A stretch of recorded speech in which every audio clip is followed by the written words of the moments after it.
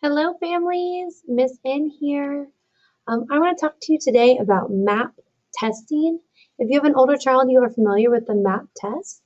It is not a standardized test. What it does is it finds individual levels of each student. We generally have it in class, of course, and we do it 3 times a year in the fall, the winter, and the spring. They will do this every year for the next 5 years, 6 years until they graduate from elementary school. The reason I need to talk to you about it is this test is hard because it finds exactly where your child is at. For example, if it asks your child on a math one to press the number 3 and your child selects the number 3 correctly, then it might ask them to select the number 103. And if your child incorrectly does it, that lets the MAP test know your child doesn't know numbers that high. So then it goes down to an easier level question. It might say, select the group of objects that has 20 in it. All right, so it changes individually on each student. Every question they get right, it gets harder. Every question they get wrong, it gets easier until they find exactly what level your kid is at. I have administered the test many times, and it is very, very hard to not help your child because you know they know it. It is very hard to not say, are you sure? You just have to tell them to try their best and hit the next arrow. Whatever they think is right, hit next. Because even though your child might know it, there isn't true mastery if it didn't click immediately. So please, parents, I beg you to not try and help your child at home with this test so I get accurate results and so they have an accurate grade. Because the first time we take it, it is tough. It's a long test. The kids get antsy. But as we progress throughout the year, the test gets better and better and better. So it's really important to show, if they're struggling now, to let them show the struggles because eventually they're going to understand it and they're going to get it. And we're going to see that growth from fall to winter, okay? If they do excellent this time and you help them out, then if they come back to school traditionally, if you choose that, and then I have them do it in class independently and they don't do as well, I'm not going to have you an accurate growth on what they really knew independently with nobody else telling them. So please, please, please, parents, I beg of you, do not help your child on this test. Just encourage them to hit the next arrow. If they need help dragging something, you can help them drag it. If they need help putting a certain object in a place, you can help them, but do not do it for them.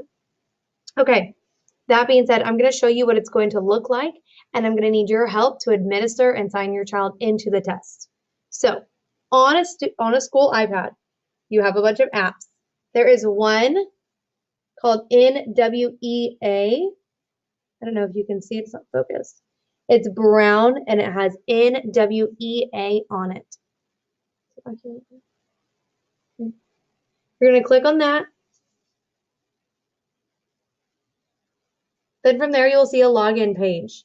I strongly encourage you to do the practice test before so you know what the test is going to look like.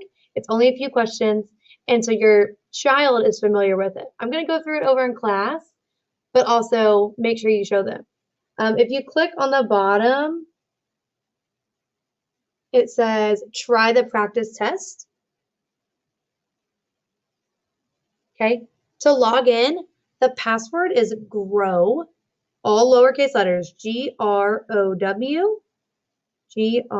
make sure it's lowercase, otherwise it will not work. Grow and grow. Right? Then you're going to log in. It asks if you want to do a self-lock mode. Self-lock is so the kids cannot hit the home button and go back.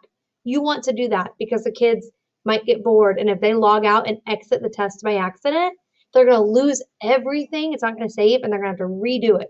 So if it asks you if you want to do the self-lock, always hit yes, and that locks them so they cannot exit out until they're done.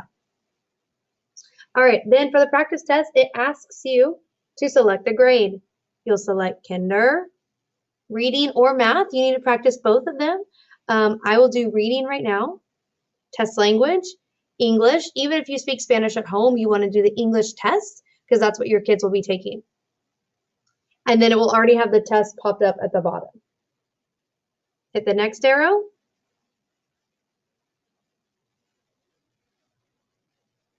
Match the uppercase letters to the lowercase letters. Okay, so at the bottom you'll see question 1. It has a reset button in case your child didn't listen or weren't paying attention to the question or were distracted. If you hit reset, it'll replay the question.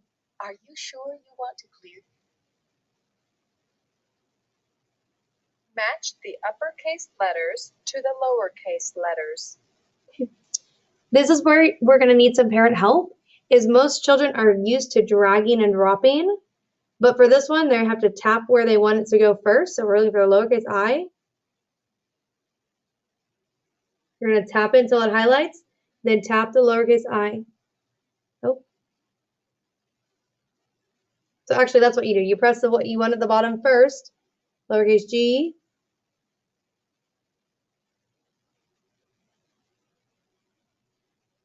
Oh, it's hard doing it backwards. It's hard doing it backwards. You tap the letter first and you place it where you want. This is what your kids might need help with because they're going to be used to dragging it over and you cannot drag it, okay? So they might need your help. If your child wants to put the lowercase e next to the lowercase q, please don't say, are you sure? Please say, okay, that's what you want. And let them do it so we know that they know their capital and lowercase letters, okay? And then once they're all done, they've completed the whole thing, they will hit the next arrow. Click on the word what. Okay, so it wants them to click on the word what. It says, what time is it? If your child did not listen to the question or did not hear it, you can always hit the speaker to replay it. Maybe. Click on the word what. Click on the word what, and the child will click on it. If they have no idea what to do or they don't know what that means, say, take your best guess and let them go. So they're going to click on the word what, hit the next arrow. Click on all the things that are animals. So it's always good to have your child listen to the question twice. They could have been distracted, not paying attention, so have them press it one more time. Click on all the things that are animals. Click on all the things that are animals, just like it says. Dog. They can go to the next question. That's what the reading test is going to look like. If you want to try the math one, I'll go through that quickly. Look at the shapes. Choose the cube. Choose the cube. If your child doesn't know it and they might hit that one, say, okay. Next question. Look at the pencils. Move the short pencils to the short pencils box. Move the long pencils to the long pencils box. It's important to see every time you see a speaker, the child can click on it to know what it says, okay? So you really want to make sure they're using the speaker buttons if they don't know something. To log your child into the test, you're going to click the NWEA app. And then right here on the top, it says session name and session password. I will share those with you on the day of. The session name and the session password I will share with you on the day your child is taking the test, okay? The password changes. So that will be in my post and you will see it. If you have any questions, please let me know. If your child needs a break, let them take a quick break, but if it times out for too long, they're going to time out and lose their progress, okay? So please maybe start this right after your child has a snack, so where their brain is full and they are focused and ready to go.